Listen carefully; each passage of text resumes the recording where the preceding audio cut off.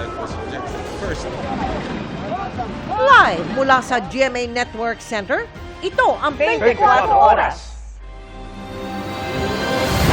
Magandang gabi po, Luzon, Visayas at Mindanao. Tapos na ang isang linggong kalbaryo at magkasama ng sasalubong sa bagong taon ang ama at kanyang anak na tinangay ng kanilang kapwa street dweller. Natunton sa wakas ang bata sa Navotas matapos umunong dalhin at iwan doon mula po sa Quezon City. Nakatutok si James Agustin.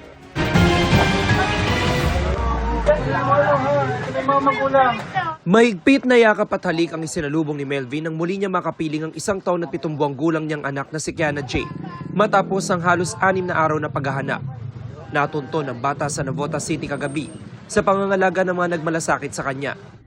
Ang bata nakuna sa CCTV na tinangay ng kapwa nila street dweller sa isang convenience store sa Quezon City noong December 10. Naaresto at nasampahan ng mga reklamo ang 20 anyos sa babaeng sospek na tumangay sa kanya. Sobrang saya ko kasi nakita po namin yung anak ko tapos ligtas po.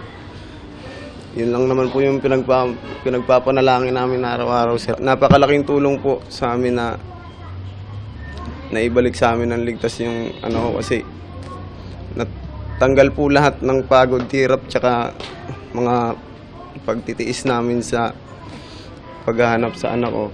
Sa investigasyon ng pulisya, lumalabas na nakarating ang sospek karga ang bata sa Caloocan City. Napag-alaman po natin na ito nga pong bata ay iniwan nga raw po ng suspect natin sa isang convenience store sa bandang Sangandaan. Iniwan niya po sa isang babae na nandun po sa may convenience store. Ayon sa babaeng pinag-iwanan ng bata, tulog daw si Kiana Jane ang inihabilin sa kanya ng sospek. Sabi niya, maliligo lang daw po siya. Tapos yun, tapos naghintay po ako ng ilang oras, di na po binalikan yung bata. Tapos may mga tao pong lumapit, sabi po na ay malsa kayo dito. Kasi bawal nga, kasi nga, hindi naman tambayan po yun. Inireport naman daw nila sa barangay na may iniwang bata sa lugar. Napanood po ng father ko yung upload po ng GMA sa social media po. Then, ginawa niya po yung contact number nung nakalagay po doon. Maawa po kami, totally. Kasi po, may kapatid po akong maliit. Binigyan po namin siya ng magandang matutulugan, magandang damit, at napapakain po namin ng maayos. Para hindi na maulit ang pangyayari, si Melvin at kanyang kinakasama makikituloy na sa kanilang kaanak sa Caloocan City. May ipapangako ko lang sa anak ko, sir, na hindi na mauulit yung nangyari na to kasi napakabata niya pa po para maranasan po, sir. Nagpaalala naman ng pulisya sa publiko para maiwasan ang ganitong insidente. Sa mga magulang, lalo na po kung may mga anak po kayo na mga maliliit pa po, huwag niyo pong paubaya sa ibang tao yung anak niyo po, lalo na kung bago niyo lang po nakilala. Para sa GMA Integrated News, James Agustin, Nakatutok, 24 Oras. Nabalot ng takot ang taimtimsa ng prosesyon ng Nazareno sa Tondo, Maynila nang magrambol ang ilang kabataan. Isang kritikal habang isa pa ang sugatan. Nakatutok si Jomer Apresto. Nauwi sa gulo ang prosesyon ng Nazareno sa bahagi ng Hermosa Street, Barangay 201 sa Tondo, Maynila nitong Lunes ng gabi. Kita sa video na pinagtulungang gulpihin ng ilang kabataan ng isang lalaki na nakaputing t-shirt. Sa kuha ng CCTV sa barangay, kita pa ang biktima na biglang sinaksak sa likod ng isang lalaking nakaitim na t-shirt na mabilis ding tumakbo. Dalawa yung tama ng babae. Yung lalaki naman, medyo critical, 4 ang tama. Parang nagrambulan na sila. Kung sino na lang yung mahablot. Siyempre, pagtatanggol ng isang kaibigan niya, yung kaibigan niya nasaktan, parang dating alitan na nagkita-kita, inabangan yung nagpaparada.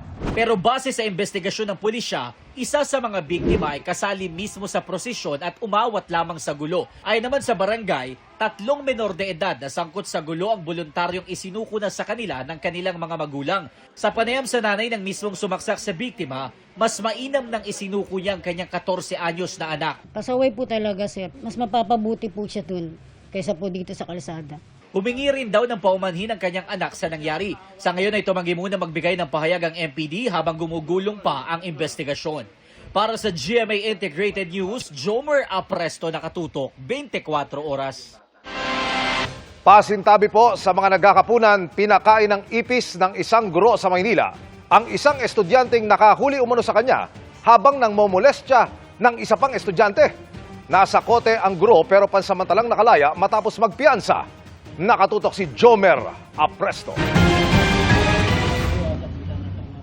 Mismong sa labas ng paaralan sinilbihan ng warrant of arrest ang teacher na yan sa Tondo, Maynila nitong nakaraang Biyernes. Ang 52 anyos na akusado naharap sa kasong child abuse matapos umano niyang pakainin ng ipis ang isang grade 7 student. Sa investigasyon ng pulisya, naganap ang insidente sa loob mismo ng paaralan noong October 25. Base doon sa hawak nating report at doon na rin sa account ng ating biktima, itong nasabing guro ay nahuli niya habang minumulest siya yung isang estudyante rin na babae doon sa loob ng isang CR, doon sa loob ng eskwelahan. Kung saan nga, nung nakita siya ng estudyante na ito, ay tinakot siya nitong guro, pinagbantaang papatayin pag nagsumbong at according din sa kanya, pinakain siya ng ipis. Sabi ng MPD, hindi na nagsampan ng reklamo ang mismong menor de edad na babae na sinasabing minolest siya ng akusado. Habang noong Nobyembre na nakapagsampa ng reklamo ang lalaking biktima at itong December 11 lang lumabas ang warrant laban sa guro. Posible magkaroon naman umano ng investigasyon kung may pananagutan ba ang paaralan gayong sa loob nito nangyari ang dalawang insidente.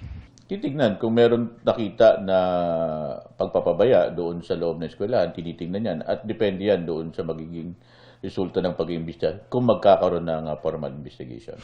Sinubukan namin hingan ng pahayag ang akusado pero nakapagpiyansa na raw siya kagabi ng aabot sa 120,000 pesos. Hinikayat naman ng pulisya ang iba pang estudyante na nakaranas ng pangmomolestya mula sa kanilang mga guro na agad ipagbigay alam sa mga otoridad para makapagsampa ng kaukulang reklamo laban sa kanila. Para sa GMA Integrated News, Jomer Apresto nakatutok 24 oras.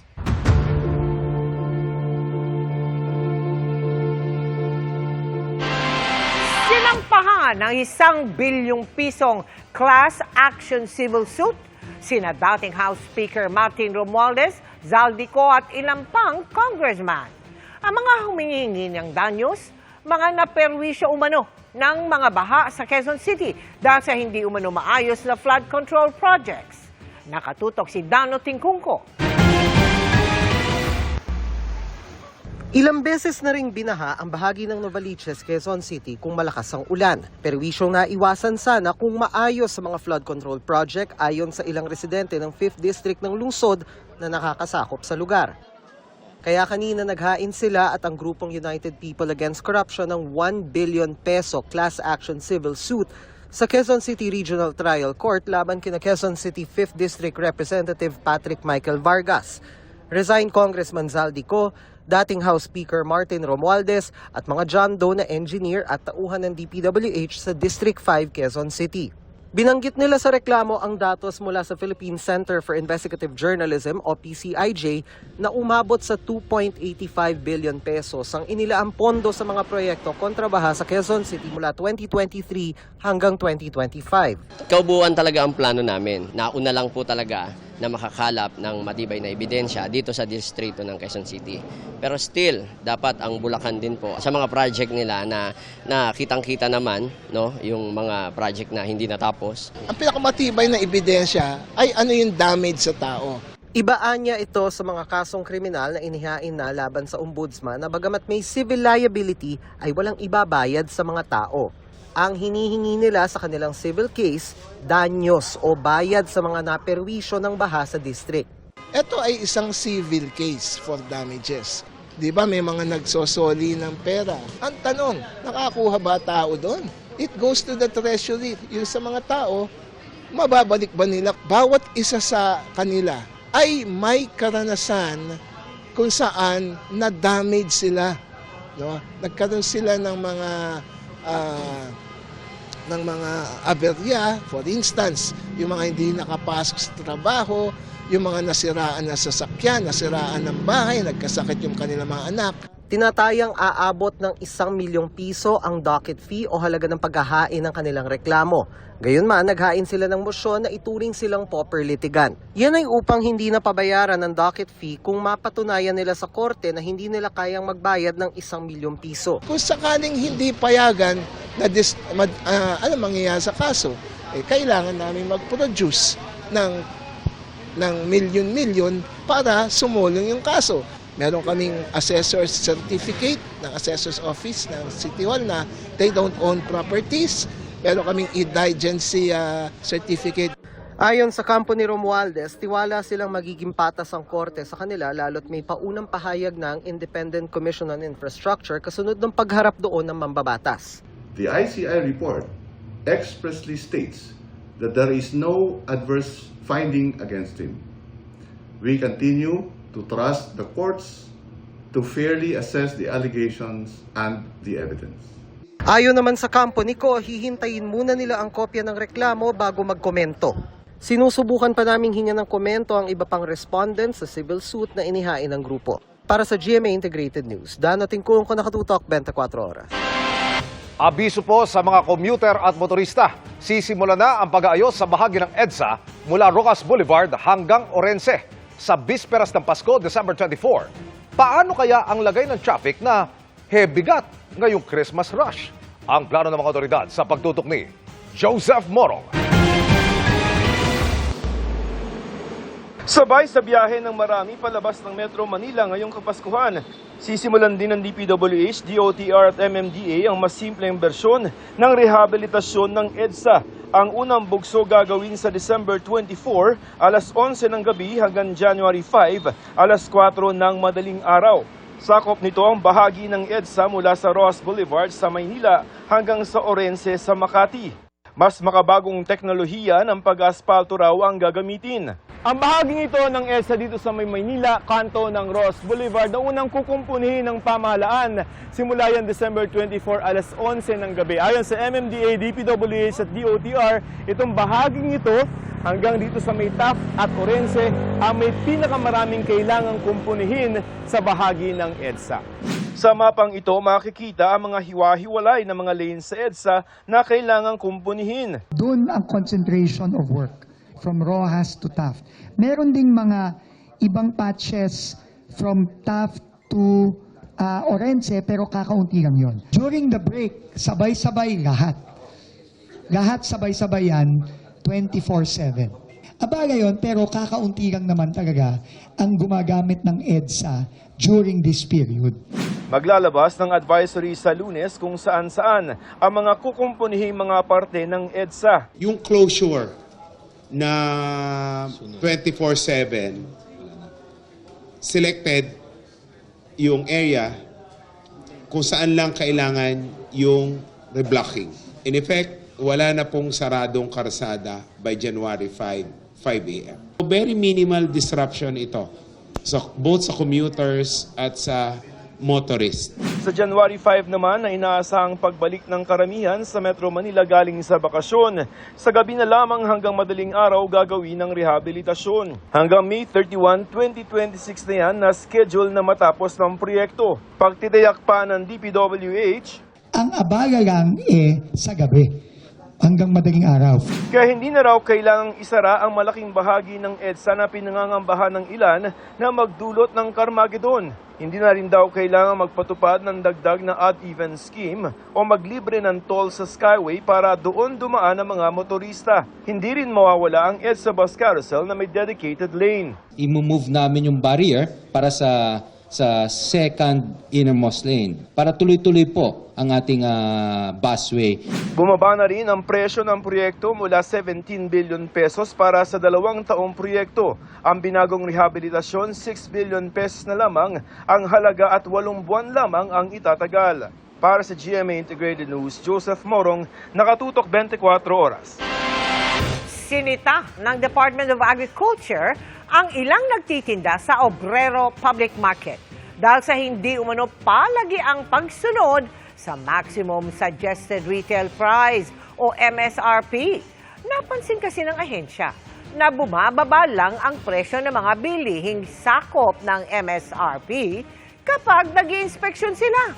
Ang presyo ng liempo halimbawa, 400 pesos kada kilo kahapon. Pero bumaba sa 360 pesos kada kilo ngayong araw ng inspeksyon. Paliwanag ng isang nagtitinda, nagkamali lang siya ng sulat. Pero duda ang ahensya. Nag-explain nga po sila na mataas nga daw pong hango. Pero yun nga po, gusto nating malaman at madokumento po sana natin yung kumbaga kung saan sila kumukuha, saan po ito nanggagaling, para po mas maintindihan natin kung saan po nagkakaroon ng tingin natin malaking bato.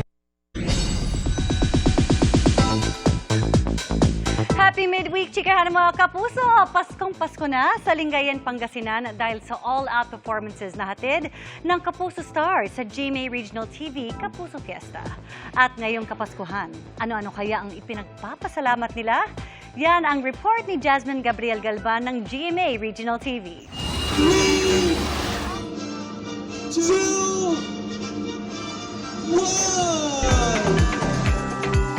Saan man tumingin, tagtad ng makukulay na ilaw ang Kapitolyo ng Pangasinan. Sentro ng atraksyon doon ang giant Christmas tree at Belen na nagpapaalala sa tunay na diwa ng Kapaskuhan. Mas naramdaman pa ang Christmas vibe sa GMA Regional TV Kapuso Fiesta kung saan libo-libo ang hinatira ng saya ng ilang Kapuso artists. Kabilang dyan si unang hirit host Kaloy Pingkungko. Eva, Adan, Eva, Adan. Pati ang cast ng Sanggang Dikit for Real na sina Jess Martinez, Kim Perez, at Seb Pajarillo. Ang cast ng Hating Kapatid nagbigay din ng unforgettable bonding sa mga Pangasinense. Kabilang dyan sina Vanessa Peña at Vince Maristela.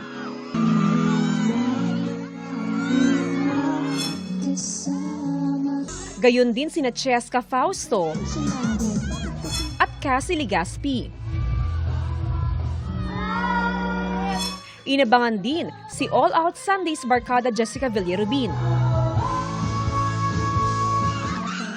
Sparkle artist AZ Martinez. Kapuso artist Andrea Torres. Always good to be back naman dito sa Pangasinan kasi mahal na mahal tayo ng mga tao dito at mahal na mahal din natin sila. At Asia's romantic balladeer Christian Bautista. Thank you sa energy, thank you na nakikanta kayo at salamat sa iyong pagmamahal sa aming mga kapuso. Talaga namang full of blessings para sa ating Kapuso Stars ang taong ito.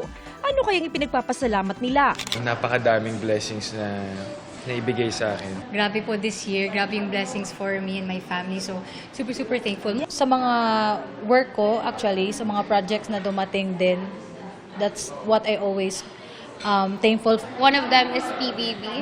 Kasi ito talaga yung nag-open doors for me. Mula sa GMA Regional TV at GMA Integrated News, Jasmine Gabriel Galban, nakatutok 24 oras.